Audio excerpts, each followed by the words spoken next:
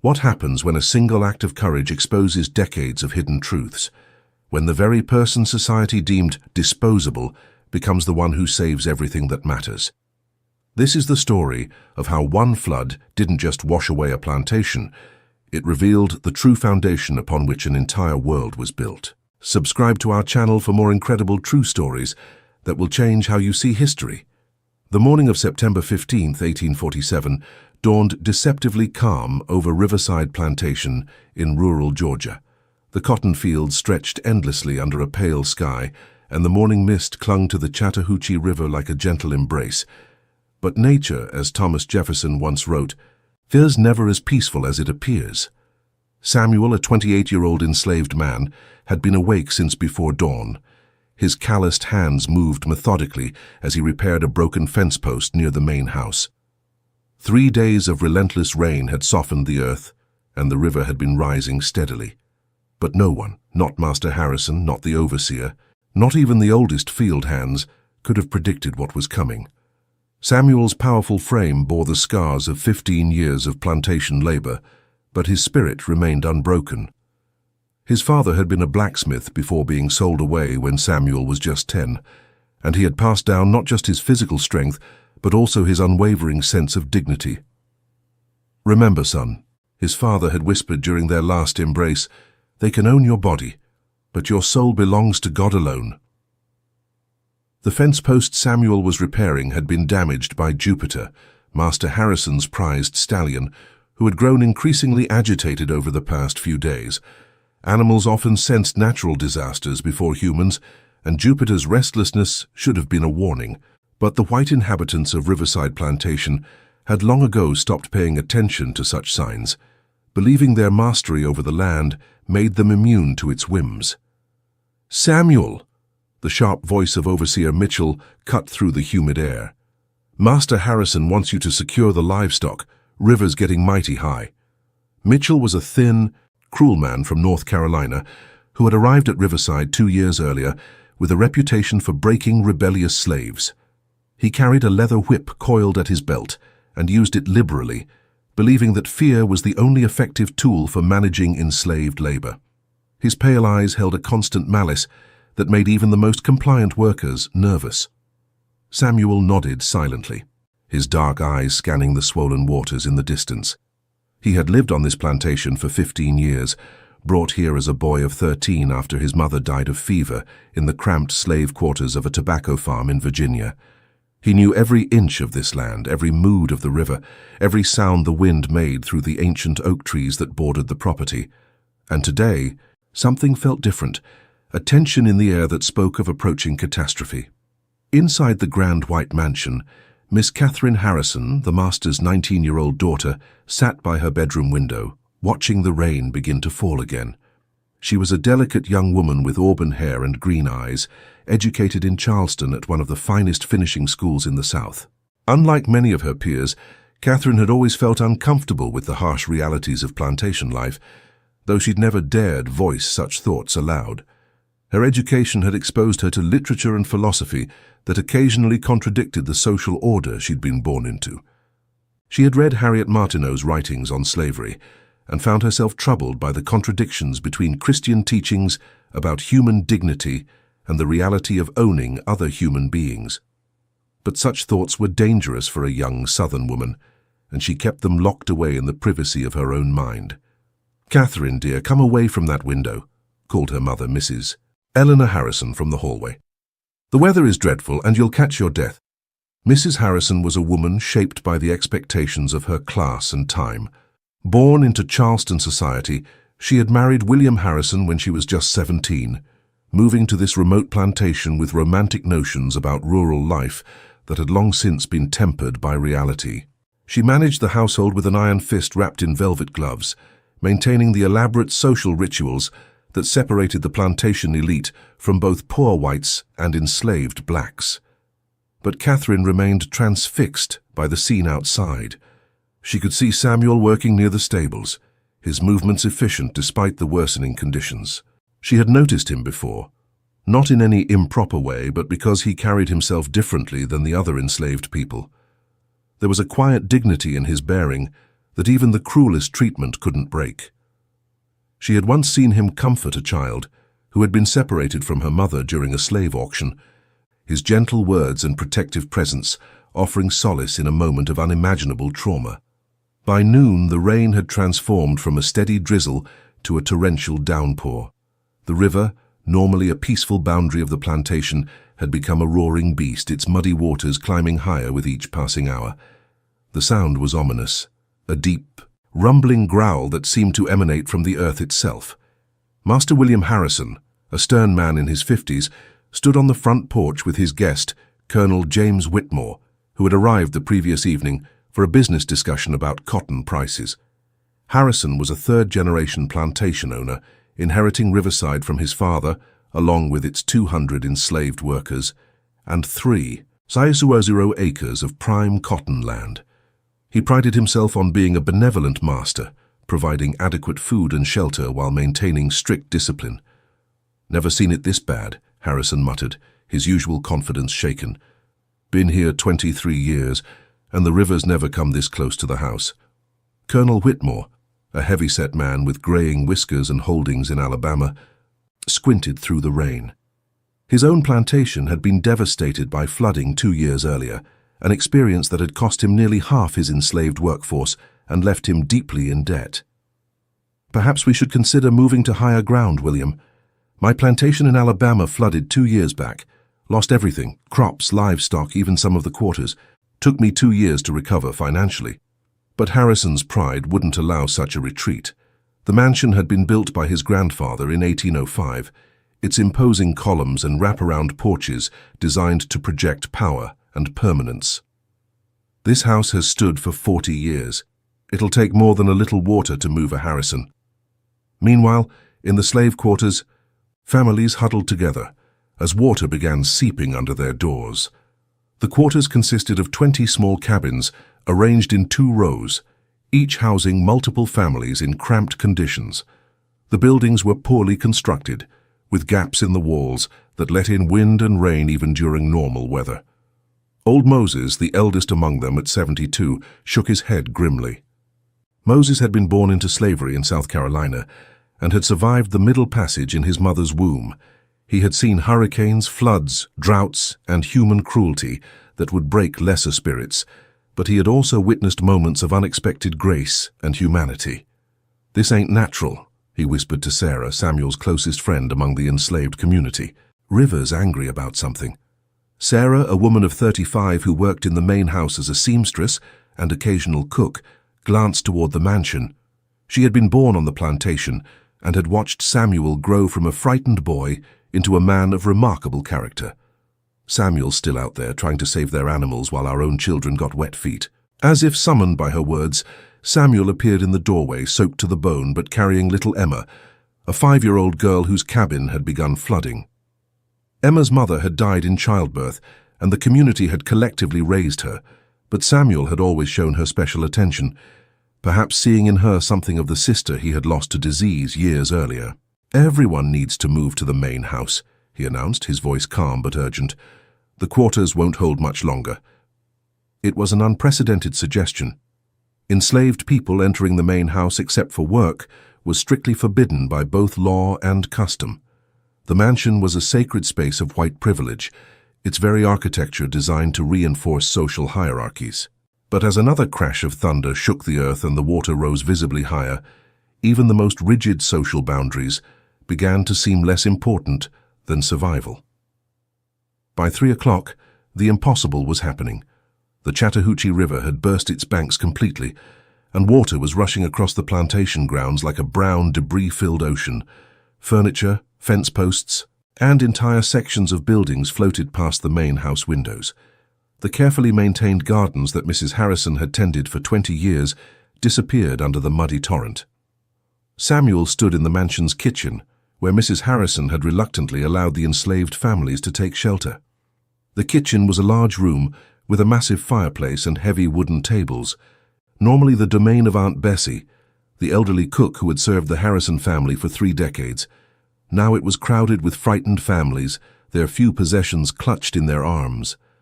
He watched through the window as the world he'd known for 15 years disappeared under the flood. The cotton fields that had been his daily workplace, the oak trees where he had sometimes found moments of peace, the small garden plot where he had grown vegetables to supplement the meager rations, all of it was vanishing beneath the relentless water. "Lord, have mercy," whispered Aunt Bessie, her weathered hands clasped in prayer. "It's like the end times." But Samuel's attention was drawn to something else. Through the chaos of wind and rain, he heard a sound that made his blood run cold, a woman's scream coming from somewhere outside.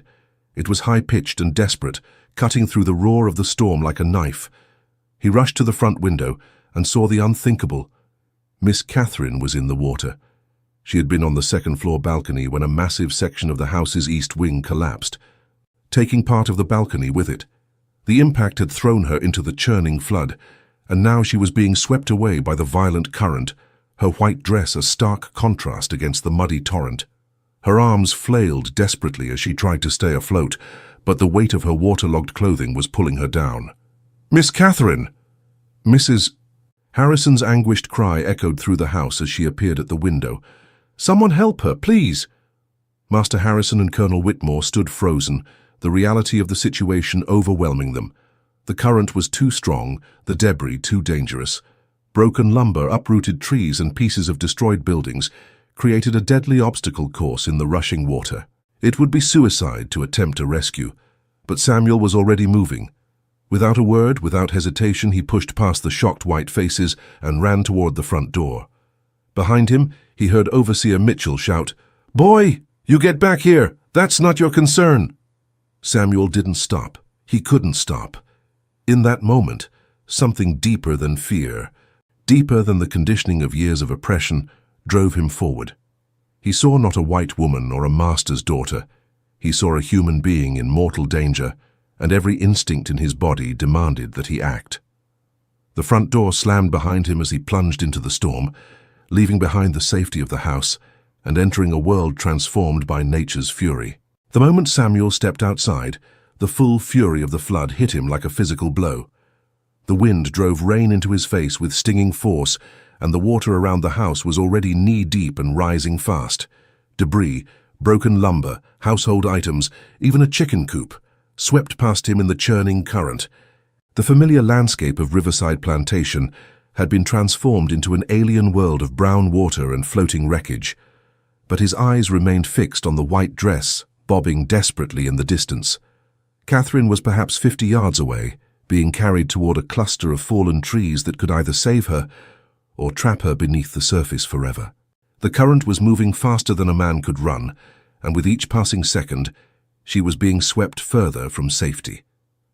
Samuel had learned to swim in this very river as a boy, back when it was a place of peace rather than destruction. His father had taught him during stolen moments on Sunday afternoons when the overseer's attention was elsewhere. "Water can be your friend or your enemy," his father had said. "Respect it, understand it, and it might just save your life someday." Samuel had never imagined those words would prove so prophetic, but this wasn't the gentle Chattahoochee he knew. This was a monster that had devoured the landscape. The water was thick with mud and debris, moving with a violence that spoke of nature's awesome power. Tree branches reached up from the depths like grasping fingers, and the current created whirlpools and eddies that could trap even the strongest swimmer. He waded deeper, feeling the current's pull grow stronger with each step. The water reached his waist, then his chest. Around him the plantation was disappearing. The slave quarters were completely submerged now, only their rooftops visible like small islands in a brown sea. The cotton gin, the smokehouse, the stables, all the infrastructure of plantation life was being swept away as if it had never existed. "Samuel, no!" Sarah's voice carried from the main house window, but he couldn't turn back now. He could see other faces pressed against the glass. Old Moses with his weathered features creased in worry, Aunt Bessie with her hands clasped in prayer, even some of the white family members watching in stunned silence. A piece of the barn's roof came spinning toward him, its metal edges glinting dangerously in the grey light. Samuel dove under the water to avoid it, the muddy liquid burning his eyes and filling his mouth with the taste of earth and decay. When he surfaced gasping, Catherine was closer, but also in greater danger. She had managed to grab onto a floating beam, but her strength was clearly failing. The beam she clung to was part of the plantation's cotton press, a massive piece of machinery that had been torn from its foundations by the flood's power. The irony wasn't lost on Samuel. The very tool that had processed the cotton he and others had picked was now the only thing keeping his master's daughter alive. The current was carrying them both toward the grove of oak trees that marked the plantation's eastern boundary. In normal times, it was a beautiful spot where Catherine often walked, reading books in the dappled shade. Samuel had sometimes seen her there during his work, always maintaining the proper distance, but occasionally catching glimpses of the titles she carried: poetry, novels, even some philosophical works that seemed unusual for a young southern woman. Now, those same trees created a deadly maze of branches and debris. The flood had uprooted some of the smaller oaks entirely, while the larger ones stood like ancient sentinels, their massive trunks creating barriers that could crush anything caught against them. Samuel fought against the current, using every technique his father had taught him before they were separated and sold to different plantations. He angled his body, using the water's force rather than fighting it directly, swimming in a diagonal pattern that gradually brought him closer to Catherine. His muscles burned with the effort, and his lungs ached from the exertion, but he pressed on. When he was 10 feet away, their eyes met across the churning water. The terror in her green eyes was unmistakable, but there was something else, a flicker of recognition, of hope. In that moment, the artificial barriers between them seemed to dissolve.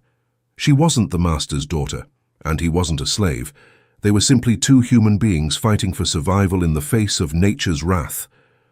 "Hold on," he shouted over the roar of the flood. "I'm coming." Catherine's grip on the beam was slipping.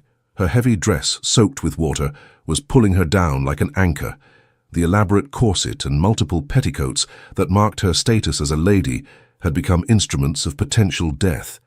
She tried to respond, but water filled her mouth, and she began to cough violently. Samuel reached her just as her fingers lost their hold. She went under, and for a terrifying moment he couldn't see her. The muddy water was opaque, hiding everything beneath its surface. Then her hand broke through, grasping desperately at nothing, and Samuel's heart nearly stopped. He dove down, his eyes burning from the muddy water, and found her. His arms encircled her waist, and he kicked upward with all his strength, breaking the surface with both of them gasping for air. Catherine was unconscious for a moment, her face pale and her lips tinged with blue, but then she coughed violently, expelling water from her lungs. "I've got you," he said, his voice steady despite their desperate situation. "Don't fight the water. Let me do the work." Catherine nodded weakly, her survival instincts overriding years of social conditioning. In this moment, Samuel wasn't a slave and she wasn't a master's daughter. They were simply two human beings fighting for their lives. Her hands gripped his shoulders, and he could feel her trembling from cold and fear. But their ordeal was far from over. The current was carrying them directly toward the oak grove, where broken branches jutted from the water like spears. Samuel had to make a choice: try to fight the current and risk both their lives, or ride it through the trees and hope they could navigate the deadly obstacles. He chose to trust his knowledge of the land. Even underwater and transformed by the flood, he knew these trees. He had climbed them as a boy, hidden among their branches when the overseer's anger grew too dangerous, carved his initials in their bark during moments of stolen freedom. That intimate knowledge of the terrain might be their only hope.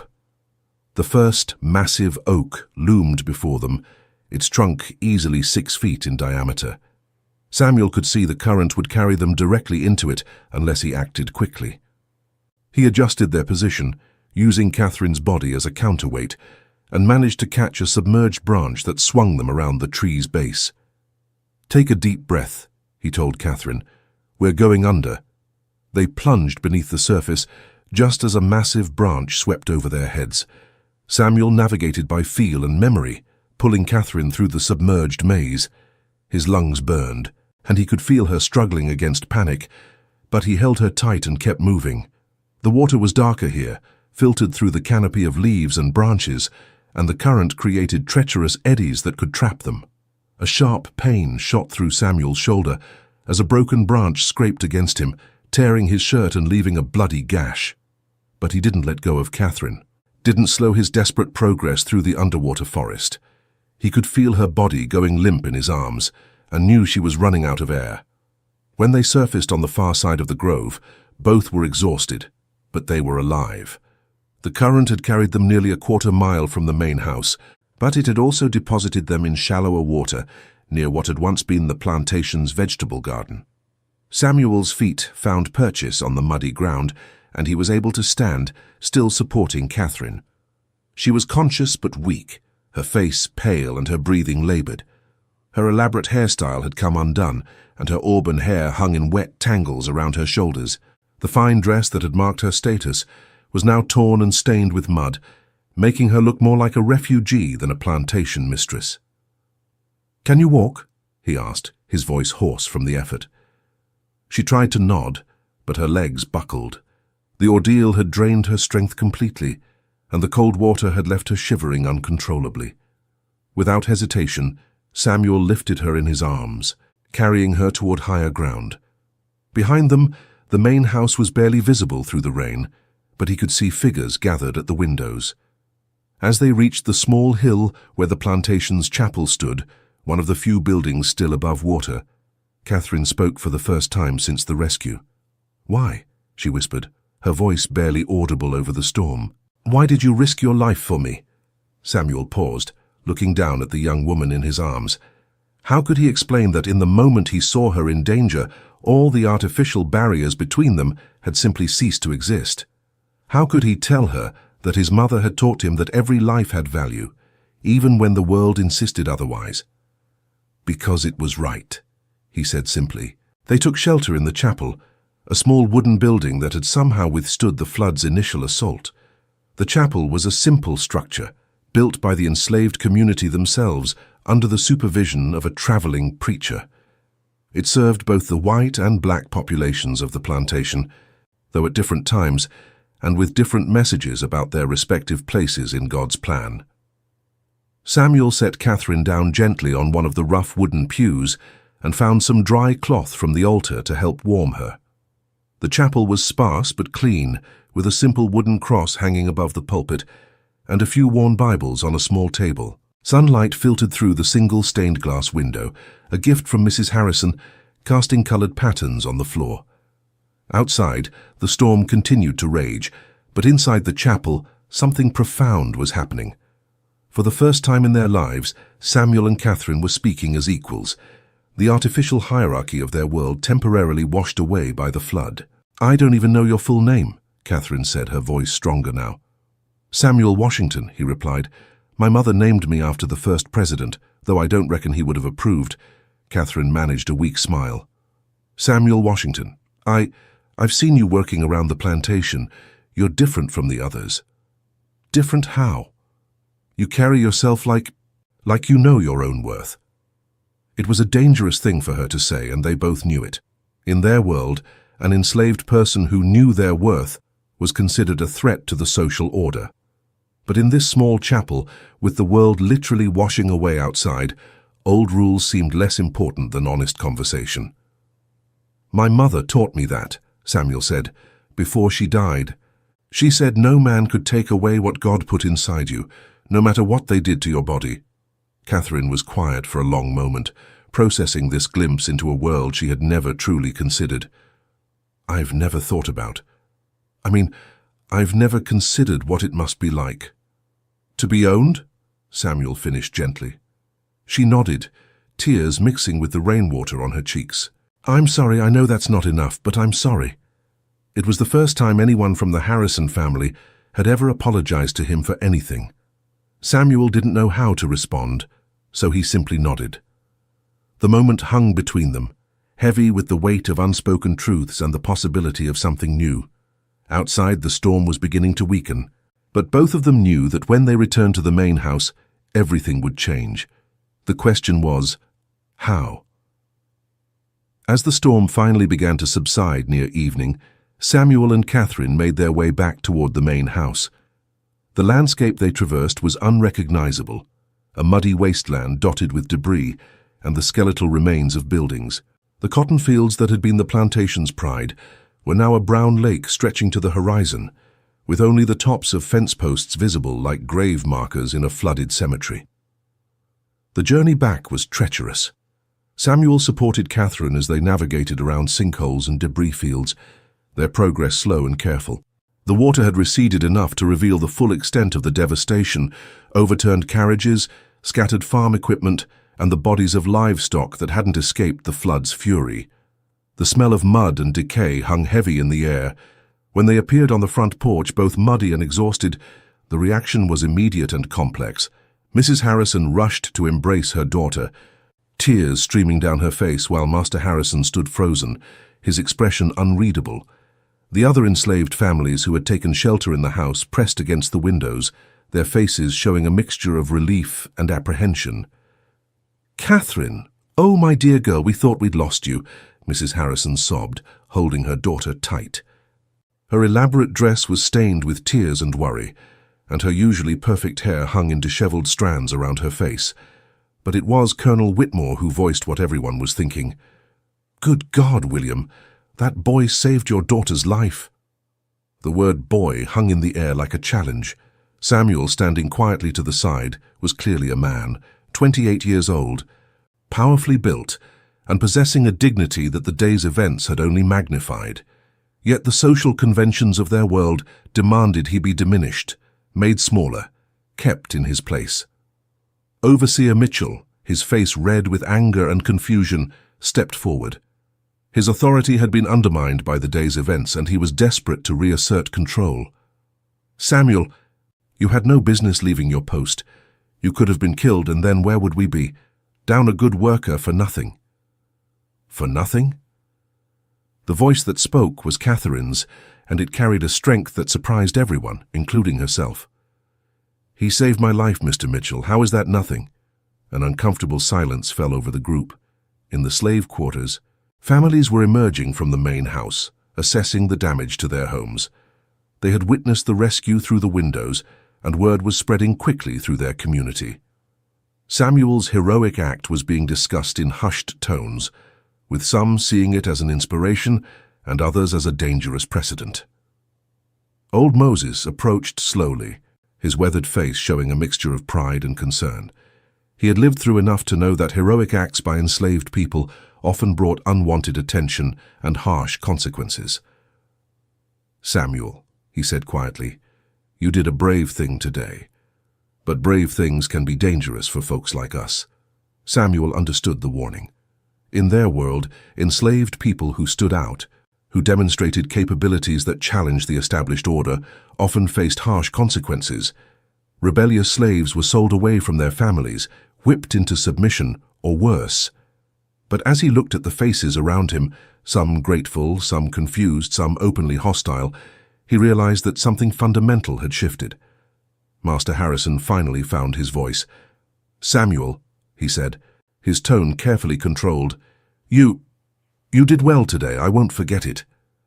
It was perhaps the closest thing to gratitude the man could manage, but it felt hollow in the face of what had actually occurred. Samuel had risked everything to save Harrison's most precious possession, his daughter, and the best he could offer was, "You did well." But Catherine wasn't finished. The experience in the chapel had awakened something in her, a clarity of vision that made the old social arrangements seem suddenly arbitrary and cruel. "Father, Samuel didn't just do well. He was heroic. He dove into that flood without thinking of his own safety. He carried me through waters that could have killed us both. He saved my life when no one else could or would." Colonel Whitmore nodded approvingly, his own plantation experience giving him perspective on what he had witnessed. "The girl's right, William. I've seen grown men freeze in situations like that. What this man did. It takes real courage, the kind of courage we claim to value above all else." The word man was deliberate and everyone heard it. In a world where enslaved people were legally considered property, referring to Samuel as a man was a small but significant act of recognition. It challenged the fundamental assumptions upon which their society was built. As the evening progressed and the immediate crisis passed, the implications of the day's events began to sink in. The plantation had suffered massive damage. The slave quarters were destroyed, much of the livestock was lost, and the cotton crop was ruined. The financial losses would be staggering, potentially threatening the plantation's survival. But more than that, the social fabric of their small world had been torn and would need to be rewoven.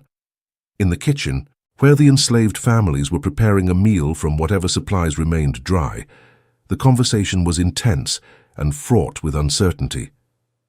"Samuel done something today that's going to change things," said Sarah, her voice low but urgent. "Question is, change them how?" Aunt Bessie, who had worked in the main house for 30 years and had seen the subtle shifts in white attitudes over time, shook her head grimly. "White folks don't like being shown up by colored folks, even when we're saving their lives. Samuel better be careful."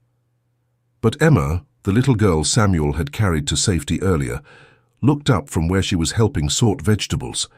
Her innocent perspective cut through the adult's fears with startling clarity. He was like a hero in the stories Mama tells. Heroes are supposed to save people. "Heroes in stories don't get whipped for being heroic," old Moses said sadly, his voice carrying the weight of decades of experience. Meanwhile, in the main house, a different conversation was taking place. Catherine sat in the parlor with her parents and Colonel Whitmore, a blanket around her shoulders and a cup of hot tea in her hands. The familiar surroundings, the elegant furniture, the family portraits, the symbols of wealth and status, seemed somehow different now, less solid and permanent than they had that morning. "I keep thinking about what he said," Catherine murmured, her voice distant as she relived the experience. "When I asked him why he risked his life for me, he said, because it was right. Not because he had to, not because I was his master's daughter, but because it was right." Mrs. Harrison shifted uncomfortably in her chair, her worldview challenged by her daughter's words. "Catherine, dear, you've been through a terrible ordeal. Perhaps you shouldn't dwell on—" "No, Mother, I need to dwell on it. I need to understand it." Catherine's voice grew stronger, more determined. "We've been taught our whole lives that they're different from us, that they don't feel things the way we do, that they're somehow less human. But what Samuel did today, it was the most human thing I've ever witnessed." Colonel Whitmore leaned forward, his expression thoughtful. His own experiences managing enslaved labor had given him insights that many plantation owners preferred to ignore. "You know, William, I've been thinking about what happened today. That man, Samuel, he demonstrated qualities that we claim to value above all others: courage, selflessness, quick thinking under pressure. In any other context, we'd call him a hero." Master Harrison's jaw tightened, his discomfort evident. The day's events had forced him to confront contradictions he had spent years avoiding. "James, I appreciate what he did, truly. But we can't forget the natural order of things. If we start treating the slaves like heroes, where does it end?" "Maybe," Catherine said quietly, her voice carrying a conviction that surprised them all, "it ends with us treating them like human beings." The words fell like stones into still water, creating ripples that would spread far beyond that parlor. Mrs. Harrison gasped audibly, her hand flying to her throat, while Master Harrison's face darkened with anger and confusion. "Catherine, you will not speak such nonsense in this house," he said firmly, his voice carrying the authority of generations of plantation masters. "What happened today was unusual circumstances, but it doesn't change the fundamental realities of our society." But Catherine had seen those fundamental realities washed away in the flood, and she was no longer sure they were as solid as her father believed. The experience in the chapel, the honest conversation with Samuel, had opened her eyes to possibilities she had never considered. Later that night, as the household settled into an uneasy sleep, Samuel stood outside the damaged slave quarters, looking up at the stars that had emerged as the clouds cleared. The physical storm was over, but he sensed that an emotional and social storm was just beginning. The other enslaved workers had gathered around him, seeking reassurance and guidance in the aftermath of the day's dramatic events. Sarah approached him quietly, her expression troubled. "You know they're going to make you pay for this somehow," she said. "White folks don't like being in debt to colored folks. Makes them feel uncomfortable."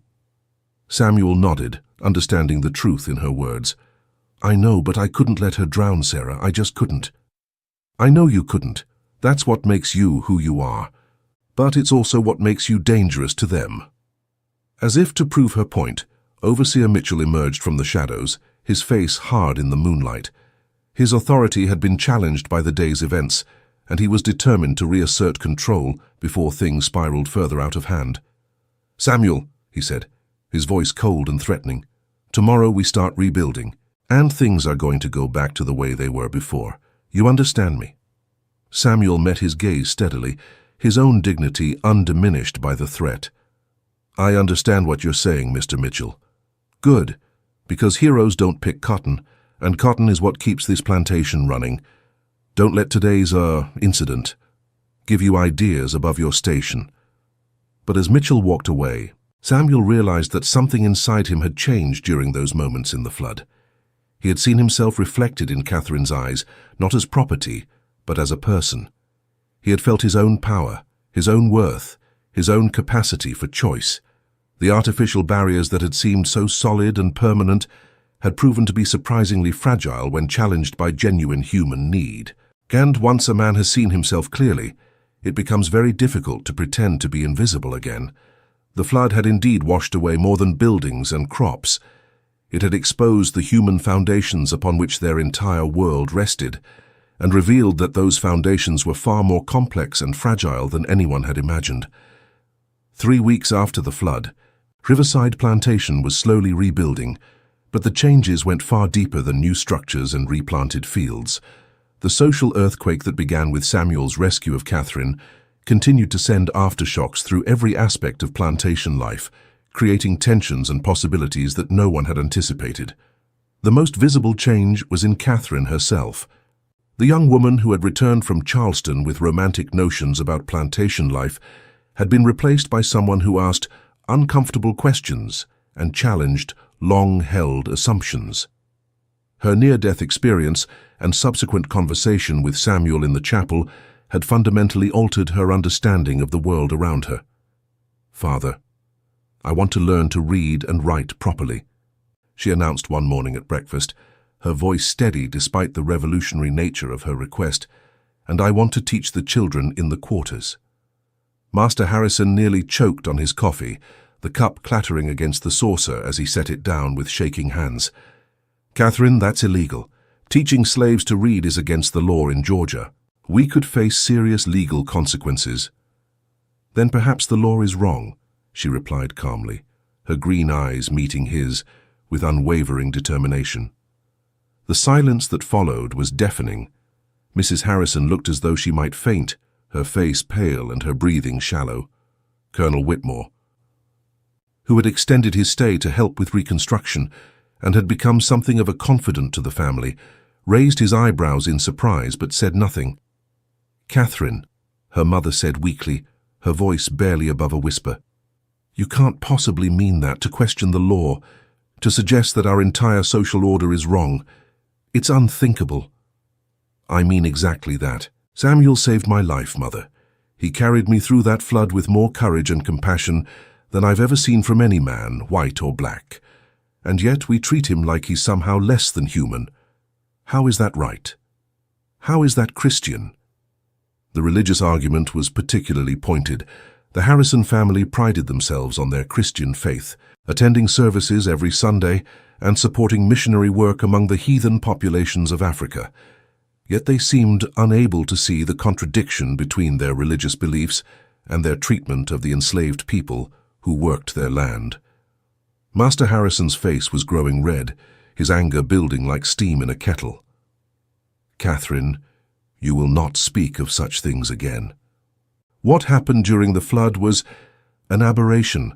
It doesn't change the natural order that God himself established." But Catherine had seen that natural order dissolve in the muddy waters of the Chattahoochee, and she was no longer convinced it was natural at all. Her education in Charleston had exposed her to ideas about human dignity and natural rights that she was now applying to her own circumstances. "If it's God's natural order," she said quietly, "then why did he give Samuel the courage to save me? Why did he make him capable of such selfless heroism? Doesn't that suggest that perhaps our understanding of his plan is incomplete?" Meanwhile, in the rebuilt slave quarters, similar conversations were taking place. though with far more caution and awareness of the potential consequences. Samuel's heroic act had inspired something in the enslaved community, a sense of their own dignity and worth that was becoming harder to suppress. The new quarters were slightly better constructed than the old ones, partly due to Samuel's suggestions about drainage and foundation work. His knowledge of the land and his demonstrated leadership abilities had made him an unofficial foreman in the reconstruction effort, a role that both elevated his status and made some of the white overseers nervous. "Samuel showed them what we're really made of," said Marcus, a field hand who had arrived at the plantation just 2 years earlier after being sold from a failing tobacco farm in Virginia. "Maybe it's time we stop pretending to be less than we are." Old Moses shook his head worriedly, his weathered hands trembling slightly as he worked on repairing a fishing net. "Boy, that kind of talk will get you sold downriver faster than you can blink." Samuel did a brave thing, but brave things have consequences. I've seen too many good men disappear because they forgot their place. As if summoned by their conversation, Samuel appeared in the doorway of the communal building where they were gathered. The past 3 weeks had changed him visibly. He carried himself with even greater dignity, and there was something in his eyes, a quiet confidence that hadn't been there before. But there was also a wariness, an awareness that his actions had marked him as different, potentially dangerous. "I've been thinking," he said, settling down among the group on a rough wooden stool, "about what happened, about what it means for all of us." "What do you think it means?" asked Sarah, her voice carrying both curiosity and concern. Samuel was quiet for a moment, choosing his words carefully. He knew that everything he said would be repeated and analyzed, that his words could have consequences far beyond this small gathering. "I think it means we're more than they want us to believe. I think it means that when it really matters, when life and death are on the line, all their rules about who's superior and who's inferior just disappear." "That's dangerous thinking, Samuel," warned Aunt Bessie, her voice heavy with the wisdom of 3 decades in the main house. "I've seen what happens to folks who start believing they're equal to white folks. It don't end well." "Maybe, but you know what's more dangerous? Pretending we're not human when we know we are.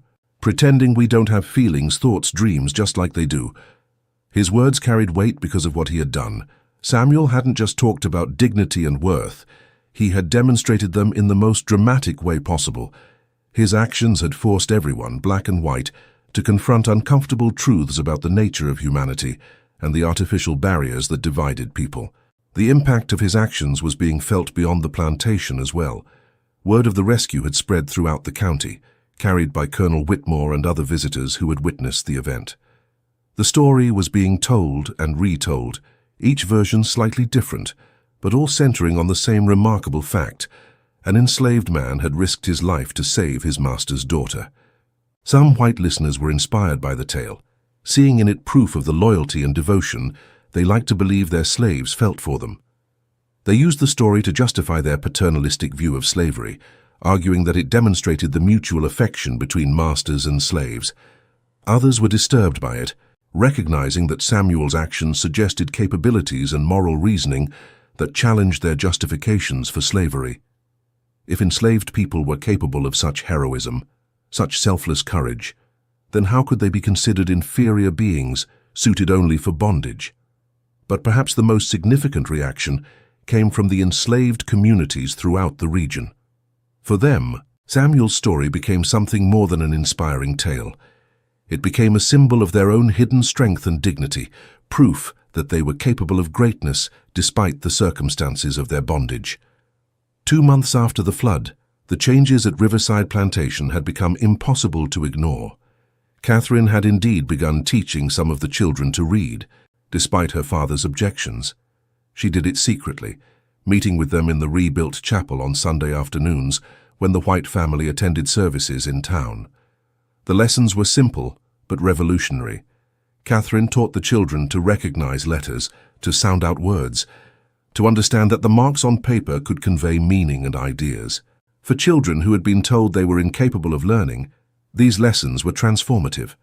Samuel had become an unofficial leader among the enslaved workers, his opinions sought on everything from crop rotation to conflict resolution. Master Harrison found himself in the uncomfortable position of relying on a man he legally owned but could no longer see as merely property. The flood had revealed Samuel's capabilities so dramatically that it was impossible to ignore them. The tension came to a head on a humid August morning when Overseer Mitchell attempted to whip young David, a 16-year-old who had been caught reading one of the books Catherine had given him. David was a bright boy, eager to learn, and his ability to read had made him a target for Mitchell's resentment. "This is what happens when you get ideas above your station," Mitchell snarled, raising his whip high above his head. The leather weapon gleamed in the morning sun, and David cowered beneath it, his young face twisted with fear. But before the lash could fall, Samuel stepped forward. His movement was calm but deliberate, his presence commanding immediate attention. "Mr. Mitchell," he said, his voice calm but firm, "that's not necessary." The overseer whirled around, his face purple with rage. The challenge to his authority was public and unmistakable, witnessed by dozens of workers, both enslaved and free. "You dare tell me what's necessary, boy? I'm telling you that whipping David won't solve anything. He's a good worker, and he's eager to learn. That should be encouraged, not punished." The confrontation drew a crowd. Enslaved workers emerged from the fields, while Catherine and Mrs. Harrison appeared on the main house porch. Master Harrison himself came striding across the yard, his expression thunderous as he realized the magnitude of what was happening. "What's going on here?" he demanded, his voice carrying the authority of generations of plantation masters. Mitchell pointed his whip at Samuel, his hand shaking with fury. "This slave is interfering with discipline. He needs to be taught his place." But Samuel stood his ground, his dignity unshaken by the threat. "Master Harrison," he said, addressing the plantation owner directly, "I'm not trying to interfere. I'm trying to prevent something that will hurt us all." It was an extraordinary moment. An enslaved man was speaking to his owner as an equal, offering counsel rather than simply obeying orders. The social hierarchy that governed plantation life was being openly challenged, and everyone present understood the significance of what they were witnessing. Master Harrison found himself in an impossible position. He couldn't allow such insubordination to go unpunished. It would undermine his authority completely and potentially inspire other enslaved workers to similar acts of defiance. But he also couldn't forget that this same man had saved his daughter's life, demonstrating courage and judgment that commanded respect. "Samuel," he said finally, his voice tight with controlled emotion, "you forget yourself." "No, sir," Samuel replied quietly, his voice carrying a conviction that surprised everyone present. "I think I'm finally remembering myself." The words hung in the air like a challenge. Everyone present understood that they were witnessing something unprecedented, a moment when the careful